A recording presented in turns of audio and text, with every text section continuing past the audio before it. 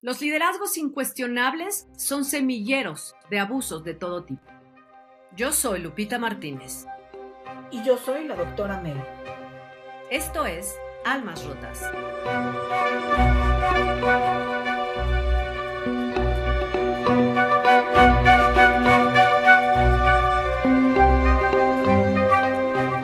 La Iglesia de la Luz del Mundo tiene su sede principal en la ciudad de Guadalajara, Jalisco, específicamente en el lugar llamado Colonia Hermosa Providencia, que se fundó sobre los terrenos, 14 hectáreas por cierto, que la agrupación recibió como regalo del entonces gobernador del estado, Marcelino García Barragán, a principios de los años 50. El fundador, Eusebio Joaquín González, dejó el ejército en 1926 para unirse a la Iglesia Apostólica de la Fe en Cristo Rey Jesús. Tanto él como su esposa Elisa Flores trabajaron en Monterrey al servicio de los líderes de esa iglesia hasta que el 6 de abril de 1926, Eusebio dijo que había recibido una revelación en la que Dios lo nombraba a Aarón y le encomendaba restaurar la primitiva iglesia cristiana. Durante la Guerra Cristera, llegó a Guadalajara y consiguió adeptos para la misión que supuestamente le había sido encomendada. Otra revelación fue el 18 de julio de 1943, en la que aseguró que Dios le ordenó que se bautizara y con él todos los seguidores de la iglesia que estaba formada. Aarón o Eusebio murió a los 66 años, el 9 de junio de 1964. El segundo, el hijo de Eusebio, Samuel Joaquín, nacido en 1937, lo sucedió después de su muerte. Fue bautizado en la Luz del Mundo a los 14 años. Fue ministro del templo hasta que se le dio el control de la Iglesia de la Luz del Mundo a los 27 años de edad. Su principal preocupación era la expansión internacional. Él relataba que en un sueño, estando en Veracruz, Dios le dijo que era el ángel del Apocalipsis. Él murió en el año 2014 a los 77 años de edad. Por su parte, el tercero, Naasón Joaquín García, nació el 7 de mayo de 1969 en Guadalajara, Jalisco. En 1992 se casó con Alma Zamora y juntos procrearon 3 hijos. Fue ministro de la Luz del Mundo en Santa Anita, California, así como en Arizona. Llegó a ser el líder principal de su iglesia una semana después de la muerte de su padre, ocurrida el 14 de diciembre del año 2014. Jesucristo, el apóstol de Jesucristo, Naasón Joaquín García, es guía espiritual y maestro de la fe. De acuerdo con las enseñanzas bíblicas, los apóstoles de Jesucristo predican el evangelio de Jesucristo a toda persona, extendiendo la obra de salvación hasta los confines de la tierra. Los seguidores creen que Samuel Joaquín Flores, el hijo del fundador y segundo líder, nació muerto, y que su padre Eusebio fue quien le infundió el soplo de vida, haciéndolo así superior al resto de los seres humanos. Ellos creen que es el mediador entre el mundo profano y el sagrado o divino. Los miembros de la iglesia se llaman entre ellos aaronitas y dicen que solo se puede llegar a Dios a través del siervo líder en turno, y solo en nombre suyo se alcanza la salvación eterna. Piensan, además, que Él es el que proporciona bienestar espiritual y material porque es omnisciente. Se les ha enseñado que el nepotismo es algo sagrado y por lo tanto también veneran a las esposas de sus líderes. No hay un gobierno. El líder es elegido por mandato divino y todos tienen que contribuir a la iglesia a la que consideran familia. No se sienten dominados ni consideran que las actividades que realicen les sean impuestas. Algo muy importante es que, de acuerdo con el Atlas de la Diversidad Religiosa en México, publicado en el año 2007, la Luz del Mundo presenta, de entre todas las religiones reconocidas que se profesan en México, el tercer lugar en analfabetismo, con un promedio de 10.6%, superado solo por los nativistas con el 29% y por las iglesias no católicas históricas con el 15.2%, siendo 10.1% el promedio nacional en cuanto a analfabetismo se refiere. Por otra parte, la Luz del Mundo tiene en promedio el segundo lugar más bajo en educación escolar, con el 6.2%, siendo 8.6% el promedio nacional.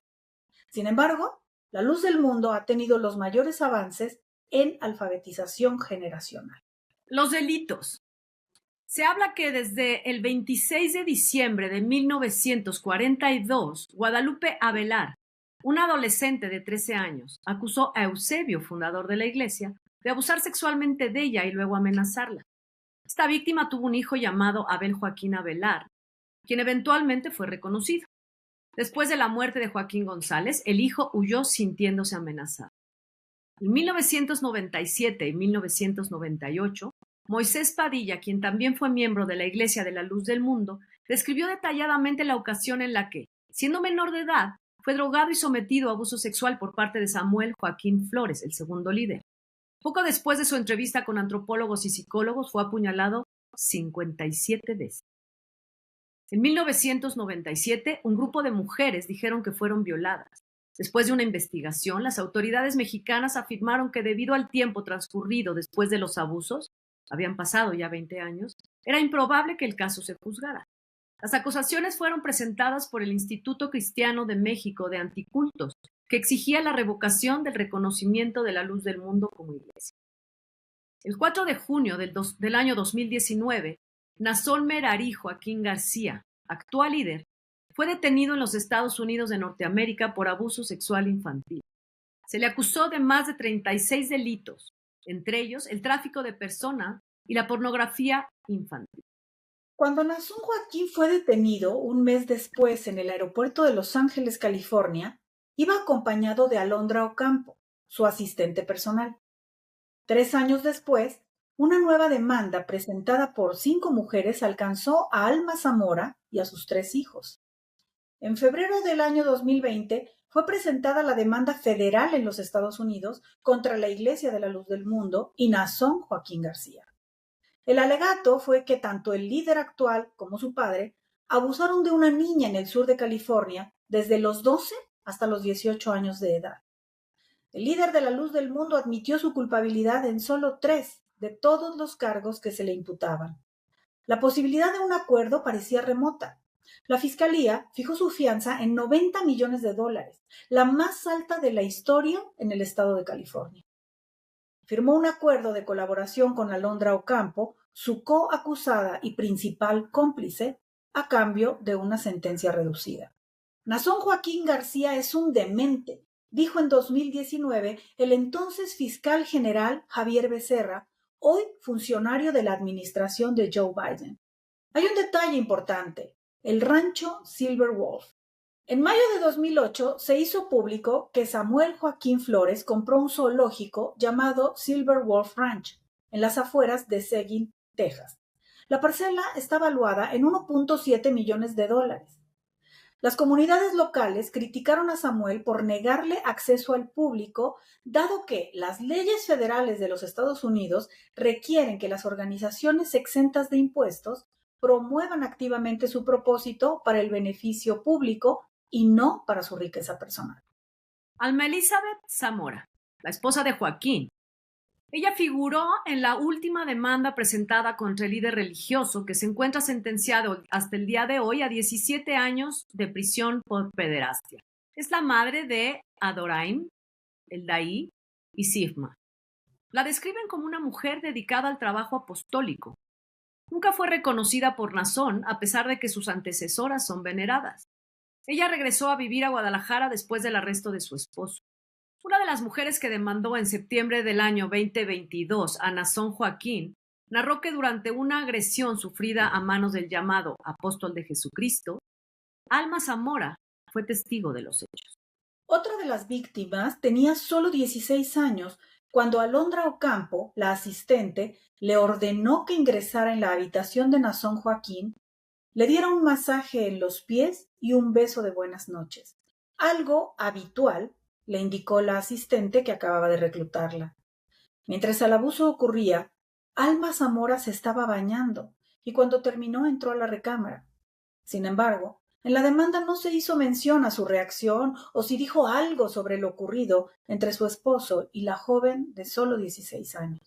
Alba tenía conocimiento real del abuso continuo de Nazón a las demandantes y la participación de la señorita Ocampo, de Susana Medina Oaxaca y de Azalea Rangel, incluyendo la preparación y abuso sexual hacia las demandantes. Eso se lee en la denuncia presentada ante la Corte de California. En la demanda también se mencionó al hijo de la pareja. Adoraín Joaquín tenía conocimiento real del abuso nocturno a una de las víctimas, porque la vio salir de la habitación de Nazón en el vehículo recreativo y expresó disgusto y frustración por su rutina nocturna. Esta joven era sobrina de Nazón Joaquín y en varias ocasiones provocó rencillas con Alma Zamora por la constante interacción de él con ella. Según la demanda, en una de tantas discusiones, Nazón Joaquín le gritó a Alma Zamora que su sobrina era de su propiedad, que le pertenecía a él, solo a él, y que estaba obligada a hacer lo que él le demandaba. Es poca la información disponible sobre Alma Elizabeth Zamora Espinosa, quien ahora debe tener 54 o 56 años, quien con su gentileza con todas las personas dirigió la organización Alma de Mujer en Guadalajara. Al apóstol se le acusó de tener un grupo de doncellas, niñas y adolescentes que eran reclutadas por fieles de su organización, que eran coaccionadas hasta ser abusadas por el apóstol. Tenían que bailar sugestivamente, tomarse fotografías en lencería, hacer masajes y tener relaciones sexuales contra su voluntad. Nazón Joaquín les decía que como apóstol de Dios, él nunca podría ser juzgado por sus acciones. Los abusos se remontan a 2015, un año antes de que el acusado asumiera como líder de esta iglesia. Las víctimas declararon entre lágrimas y una de ellas dijo: «Estoy aquí para recordarte todas las cosas enfermas que me forzaste a hacer y que no he sido capaz de olvidar. Abusaste de mí de las maneras más enfermas posibles. Me destruiste la vida». Estas palabras, llenas de dolor, hicieron eco en cada rincón de la corte, sin que Joaquín García siquiera volteara a mirarlas. La iglesia sigue defendiendo la inocencia de su líder, afirmando que es una persona honorable e inocente, a pesar de que él mismo se declaró culpable. A sus miembros les dijeron que las acusaciones eran obra del demonio, que tenían que consagrar las 24 horas del día para que lo liberaran, según contó uno de los disidentes. Algunos portavoces justificaron a título personal que el acuerdo de culpabilidad fue porque no estaban seguros de que el juicio sería justo. Dijeron y siguen diciendo que su líder es un mártir. No es difícil convencer a sus seguidores, pues para ellos el apóstol es un Dios vivo, infalible, incuestionable y santo. Sin embargo, los fiscales reviraron en su momento, afirmando que quien sostenga que Nazón es un Dios en la tierra es cómplice y apoya a un abusador de niños. Durante el juicio, se le dijo en varias ocasiones a Nazón que no era un Dios, que su iglesia es un lugar inseguro y que él es un cobarde. Otras 3 mujeres fueron señaladas como groomers. Eran las asistentes que instigaron a los abusos. Eran la señorita Ocampo, Susana Medina Oaxaca y Azalia Rangel, que mencionamos antes. Medina Oaxaca reconoció un delito menor de lesiones para pasar un año en libertad condicional a cambio de evitar ser juzgada. Rangel está prófuga desde el juicio y se cree que está escondida dentro de la misma iglesia en Guadalajara, Jalisco. Para muchos exmiembros de la Iglesia de la Luz del Mundo, el acuerdo al que llegó Nazón Joaquín con la Fiscalía es una burla y el castigo impuesto no es suficiente. Julie Joaquín, que es la sobrina del apóstol, califica a la iglesia de esta manera: es una secta muy peligrosa, ya he perdido a la mayor parte de mi familia. Xóchitl Martín, la primera mujer que destapó el escándalo, asegura que hay cientos o quizás miles de víctimas y ha declarado al salir de los tribunales que teme represalias por parte de los seguidores y de la cúpula de la iglesia. A pesar de las acusaciones y de que ha enfrentado todo el proceso tras las rejas, el autoproclamado siervo de Dios, de 53 años, ha mantenido el poder en el manejo de la congregación.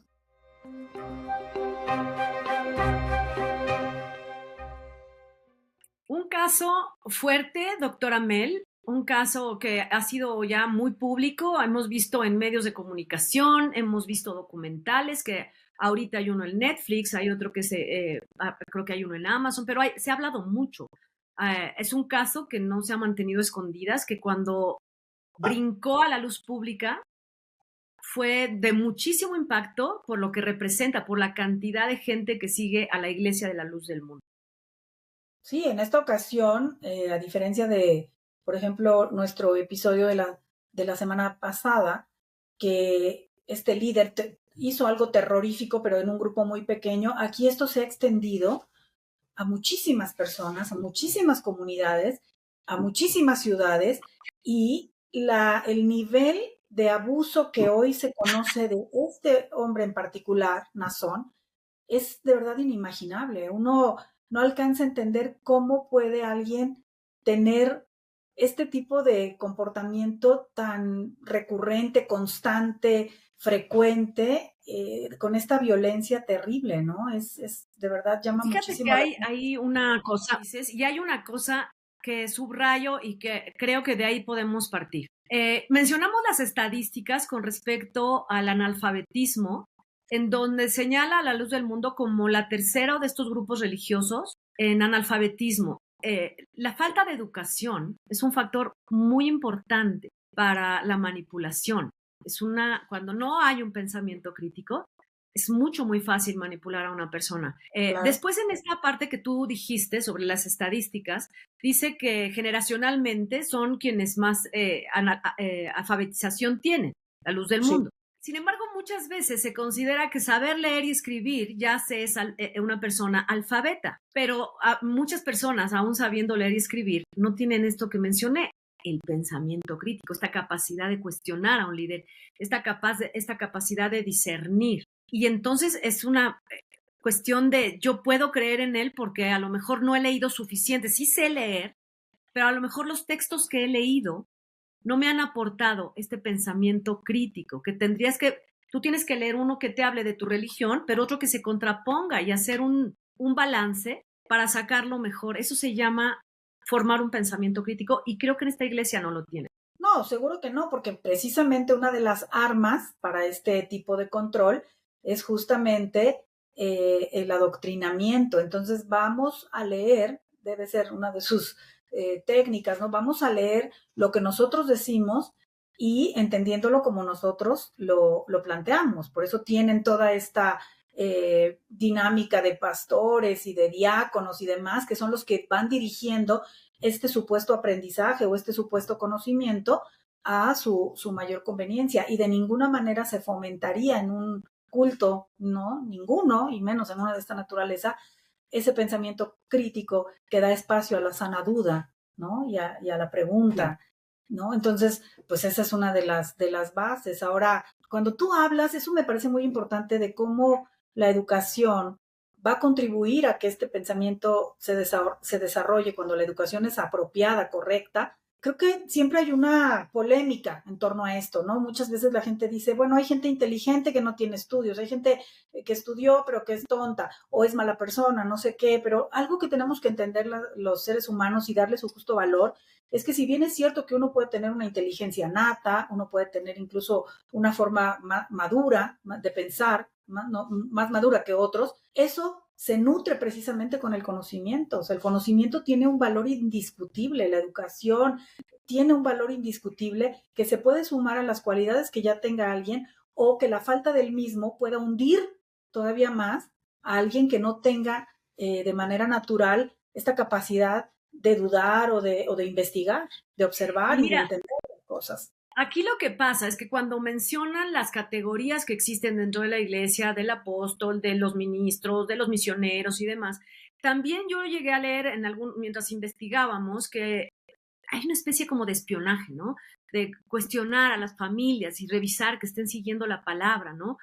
Cuando en este tipo de iglesias o en este tipo de grupos se controla la lectura de la gente, si nosotros somos la doctora Mel y yo, y entonces nos hemos entrado a una secta, pero en esta no podría llamarse secta si tenemos acceso a diferentes textos. Y entonces revisamos, oye, mírate, el de España, el que reclutó niñitos, oye, mírate, el Andrade que trajo, oye, mira, la otra secta de el Waco, Texas, ¿no? Ya sabemos que, oye, parece que caímos en una secta, es momento de escaparnos, ¿no? Que eso es lo que yo creo que pasa con los disidentes que viene esta luz. Pero no todos tienen esta posibilidad. Exacto. Y además se les ha dicho que cuestionar es pecado. Se les ha dicho que cuestionar es pecado, claro. Y entonces lo que platicamos en el programa pasado, caen en la superstición, que eso es muy distinto a la creencia. Por supuesto, y es que así se acota, ¿no? Se van poniendo estos candados de ni se te ocurre cuestionar porque vas a estar fuera del reino, ¿no? No vas a llegar, entonces mejor no pregunto nada, y me aguanto a lo que me digan. Y no puedes leer otra cosa que no es lo que nosotros te proporcionamos porque Dios dijo que esto se tiene que hacer. Entonces se van poniendo todos estos candados alrededor para evitar que se filtre cualquier posibilidad de dudar, de pensar diferente o de incluso rebelarse, ¿no? En un momento dado, como estos disidentes.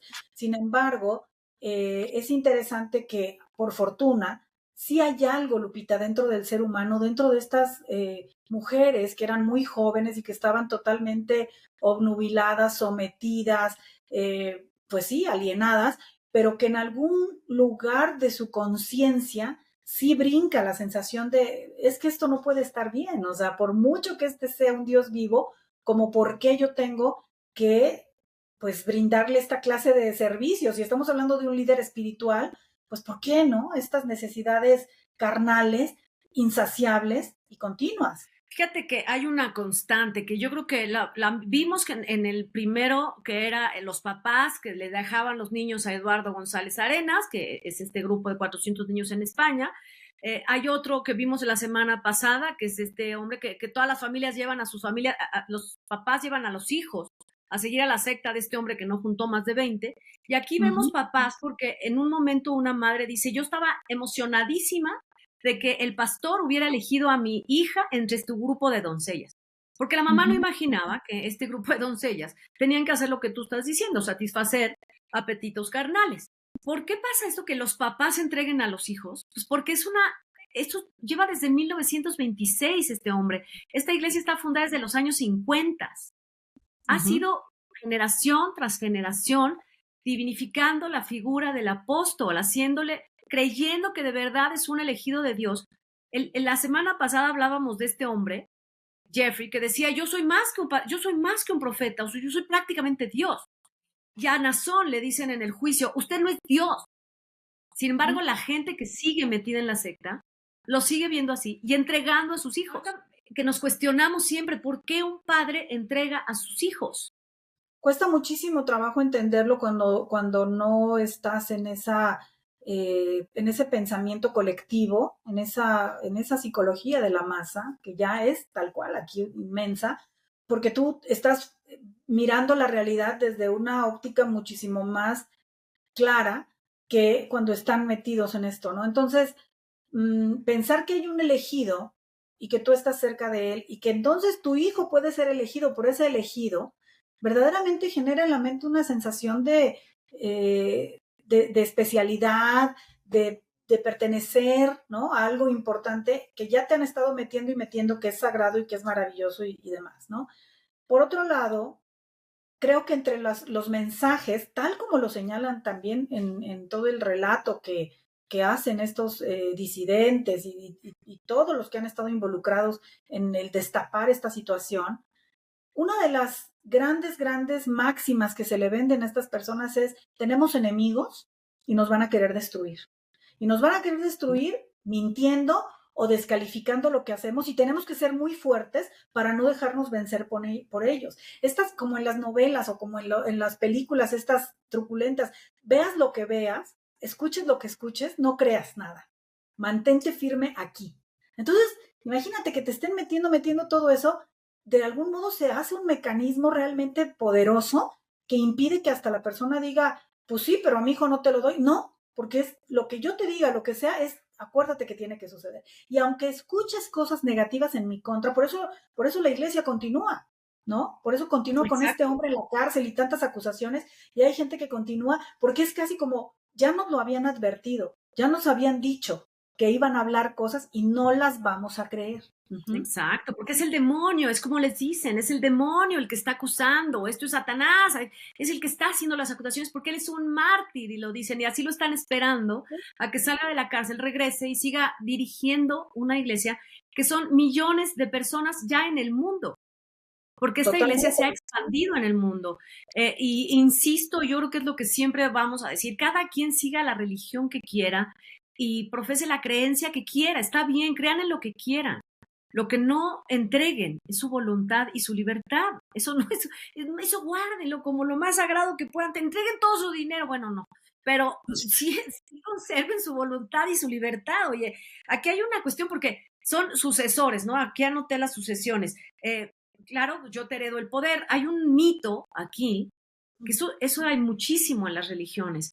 El mito de que el segundo, el padre de Nazón, el que está actualmente en la cárcel, fue revivido por su padre porque nació muerto. Eso fortalece muchísimo la creencia de que estas personas han sido elegidos por Dios.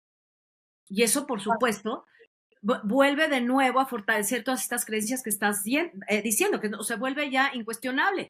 Pero además qué curioso, porque entonces como el pensamiento crítico y la sana duda han quedado totalmente anulados en estas mentes, ya no tienen lugar, no tienen espacio para existir, uno desde fuera diría, ok, entonces si él pudo llegar a la vida a través del soplo divino de su antecesor, y si es omnipotente o es omnisciente y es más que un profeta y es como un Dios vivo, ¿por qué no se salva a sí mismo? Una vez más la pregunta, ¿no? ¿Por qué no? Ya no digas tú que se salga de la cárcel mágicamente y se vaya a esconder, no, simplemente ¿por qué no hace algo que demuestre que de veras es un Dios y su inocencia y demás, ¿no? Pues ¿por qué no? Porque no es cierto. Pero eso ya no tiene ningún valor.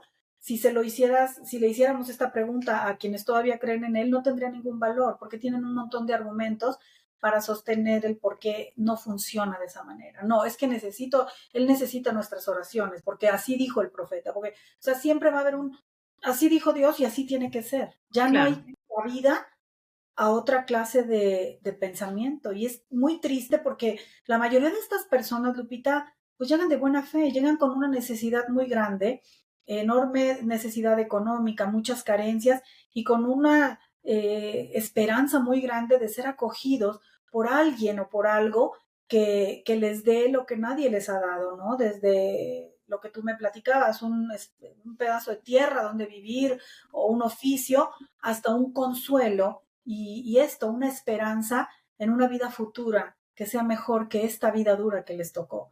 Y Claro. aprovechándose de esa enorme necesidad y de esa ingenuidad y de esa confianza y de esa hambre, estas personas se quedan no solo con su dinero, sino con su voluntad y con sus cuerpos y con sus familias y arrasan con todo como la peste, ¿no? Y es espantoso, muy lamentable.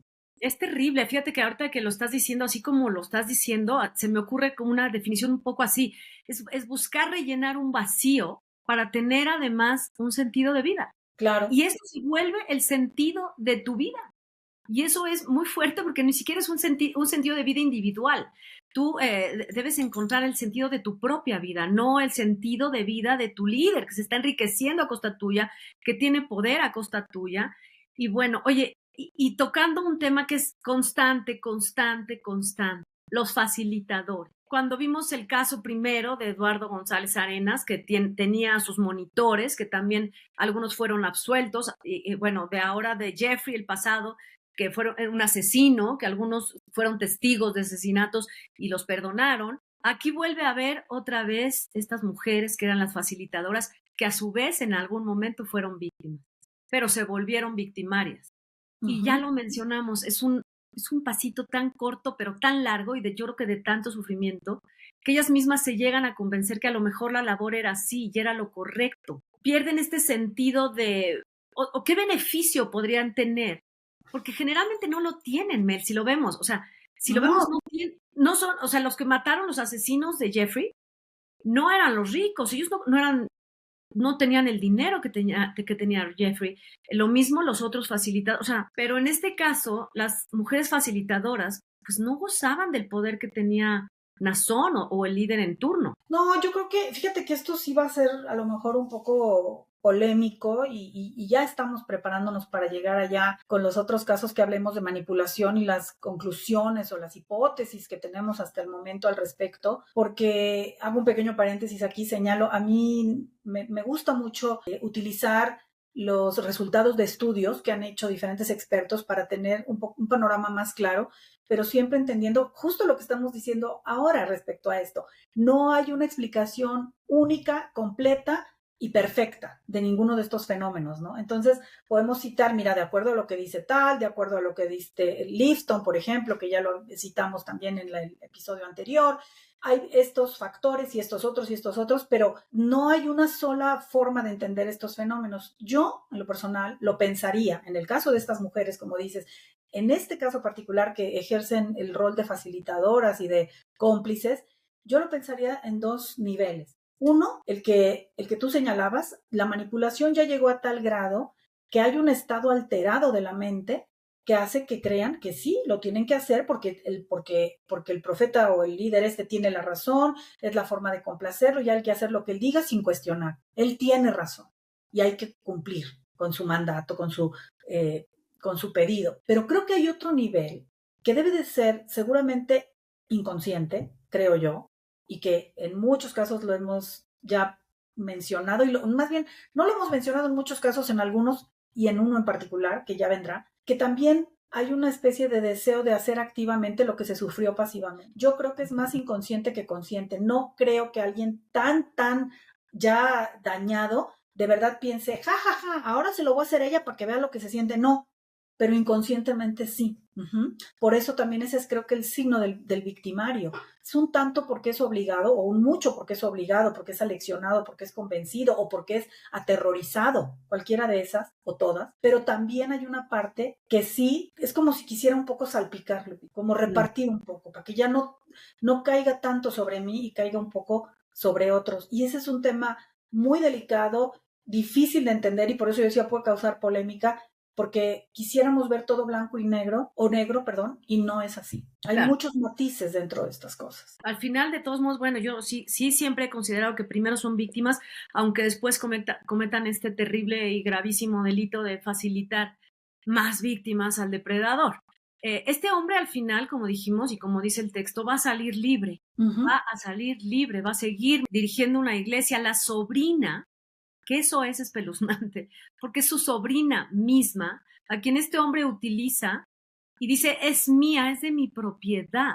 Esto le causa, fíjate que mencionan a la esposa, que ella no es una facilitadora, pero sí es una cómplice, al igual que los hijos que sí sabían que esto sucedía, como lo dice el fiscal, cualquiera que siga diciendo, pues es un cómplice. La esposa sí sabía, y en algún momento la esposa ya siente celos de la sobrina. Lo manifiesta, ya se le pone a esta pobre víctima el rol de pareja. Cuando la chava, y ella dice después, yo estoy asqueada, perdí a toda mi familia, porque estas personas que logran salir, salen, bueno, Pablo Salum, de antisectas, él ha perdido a su familia escapando de una secta, pero ella también, ella va contra todo el poder de su familia y denuncia a su propio tío. Sí, también este hombre, ¿no? Que yo lo vi en algunos de estos reportajes, Moisés, que fue apuñalado de una manera salvaje, que sobrevivió, ahí sí, para que veas, de milagro, por haber pues revelado el abuso que sufrió por el padre de este hombre, ¿no? Del actual Nazón. O sea, hay una violencia también muy grande, vengativa, de los que están muy adheridos a esta ideología y la ven amenazada. Todo eso es, por eso todos estos mensajes que pregonan, ¿no? Que hablábamos sobre estos principios, o cómo les llaman sus, Preceptos o sus creencias. Pues no, o sea, sus principios morales, ¿no? De reconocer el libre albedrío, la libertad de pensamiento, el respeto a los demás, no, nada de eso es cierto, porque ni siquiera toleran que alguien sea disidente, porque lo torturan, porque lo persiguen, o si se atreve a hablar en su contra, pues en lugar de decir, como si lo hacen, ¿no? Es él miente y que demuestre, no sé qué, no, es que van y lo apuñalan de una manera salvaje. Entonces hay una violencia tremenda, ¿no? El que no está conmigo está contra mí y hay que acabarlo. Y entonces todos estos principios de respeto, ¿dónde quedan? Y donde el respeto fundamental que se le debe dar a otros, pero que también, como tú lo dijiste, nos lo debemos dar primero cada uno de nosotros, es el respeto a nuestra propia y la defensa de nuestra propia dignidad y de nuestra propia libertad. Yo creo que una de las cosas que podemos sacar, por lo menos en conclusión de los 3 casos que llevamos y más lo que se sume más adelante, una de las cosas que sucede al ingresar a una secta es la pérdida absoluta de la individualidad. Ahí es donde el ser humano, donde la persona pierde todo, ¿no? Donde pierdes la capacidad de actuar como individuo y tienes que actuar como grupo. Y esto se traduce en la necesidad que tienes de pertenecer. Una de las cosas que a veces en casa descuidamos es este sentimiento de pertenencia de los nuestros. Si ustedes quieren saber, porque yo creo que lo más importante para la prevención de este tipo de que un familiar nuestro o nosotros mismos caigamos dentro de una secta es ver por eso. No hay que enfocarnos tanto en cuando veas una persona así, sal corriendo, no, porque podemos ver una persona así y ni siquiera acercarnos. El asunto es lo que nosotros llevamos o no llevamos dentro.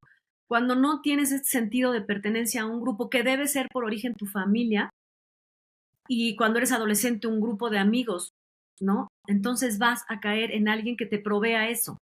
Así es. Primero el sentido de pertenencia, en donde tú puedes ser un individuo y convivir con los demás. En las sectas vas a pertenecer, pero vas a perder tu individualidad y paulatinamente vas a perder tu pensamiento crítico. Exacto, así es. Sí, porque el No. sentido de pertenencia sano es aquel que pondera las diferencias, Lupita, ¿no? Exacto. Y se apoya en las similitudes, pero pondera la diferencia. Y mantiene esto que tú dices, el sentido de individualidad, aún o además de pertenecer a un determinado grupo familiar, escolar, social o lo que sea, que el ser humano claro que busca, pero cuando es de manera sana, siempre está por delante la individualidad. Entonces Claro, aquí se pierde por completo, ¿no? cuando se pierde la individualidad, se pierde todo. Y yo creo que otra de las cosas que puede ser muy importante para prevenir caer en una secta es tener un sentido o apoyar a los hijos a tener y a cultivar un sentido de vida propio. Todos estamos destinados a la muerte, aún el líder más sagrado que ustedes quieran pensar, cualquier líder sobre la tierra va a morir, punto. Todos estamos condenados a la muerte, pero no tiene por qué ser nuestro pensamiento existencialista y suponer que no existe nada después. Puedes tener un sentido de vida y encaminarte hacia una vida mejor si crees en la vida después de la muerte. Eso está bien, pero durante el tiempo que vas a estar en la tierra, genera un sentido de vida real, pero que te beneficie a ti como individuo y a tu alrededor. Si tu sentido, busca tus talentos, si tu sentido de vida es escribir. Por eso lo que platicábamos hace unos programas, Mel, cuando los papás tratan de imponer al hijo lo que tiene que hacer en la vida, ¿no? En vez de que los dejen libres, si quieres ser músico, pues sé músico, y ser pintor, pues sé pintor, ¿no? En vez de imponer, hay que dar esta libertad encausada, y orientada hacia este fin, conseguir un buen sentido de vida y no a imponer cosas que al final van a acabar empujando a la gente o a nuestros seres queridos o a nuestros hijos a sectas en las que los van a anular por completo como personas. Claro, porque si la sumisión es una regla en la familia, pues fácilmente eso se traslada a someterse en cualquier otro ámbito. En este caso, peligrosísimo, gravísimo lo de este tipo de sectas, pero hasta en las cosas más cotidianas, en el trabajo, por ejemplo, ¿no? Una persona que ha sido tratada sin mucho respeto o sin valorarla mucho, pues es el clásico que en el trabajo todos abusan de él, todos le ven la cara, nunca le reconocen, y así escalando hasta lo más terrible y grave como en este caso, ¿no? De estos grupos de manipulación tan destructivos. Exactamente. Pues hemos llegado al final. Vamos a preparar un tema ya muy fuerte. Será, yo creo que uno de los que está en la constante ahorita en las noticias, que ha estado vigente durante más de 20 años. Pero bueno, pues lo vamos a preparar para la semana que entra, yo creo, Sergio Andrade y su grupo como una secta. Así que los esperamos. Opinen aquí, díganos qué piensan. ¿Conocen a alguien que se haya atravesado o que esté metido en una secta? Porque también es bueno y de verdad que sería una obra maravillosa de cualquiera de ustedes que si ven a alguien en este peligro, aunque no sea su mejor amigo o su amigo, o aunque no pertenezca a un grupo a su grupo de amigos, es mejor jalarlo y no darle un poquito de bienestar que permitir que caiga en uno de estos grupos. Sí, yo creo que precisamente por eso es que hacemos este trabajo, porque además, tal como en este caso específicamente destaca de manera muy clara que la falta de educación nos hace propensos o proclives a terminar quizá como víctimas de alguien, porque la educación nos ayuda a pensar cuando está bien llevada y todo lo que ya hemos relatado, pues es justo también el propósito, ¿no?, de estos programas, porque yo sí quisiera mencionar que hemos tenido una estupenda respuesta, pero sí en algún momento algunas personas o alguna persona por ahí dijo que sentía que esto no ayudaba. Pues yo sí difiero, sí ayuda, súper ayuda, porque la información siempre ayuda y el conocimiento siempre ayuda a entender, ayuda a prevenir, ayuda a evitar, ayuda a combatir el conocimiento. La ignorancia no. La ignorancia, mirar hacia otro lado, cerrar los ojos, nunca ha ayudado a nadie. Enfrentar la realidad y entenderla y aprender, sí ayuda. Y claro, quien quiera, ¿verdad? Quien no, pues no lo ve y listo. Muchísimas gracias por habernos acompañado a todos, por estar aquí con nosotros, por compartir el programa, por dejarnos comentarios, sugerencias. Gracias, doctora Mel. Muchas gracias, Lupita. Gracias a todos. Nos vemos la próxima.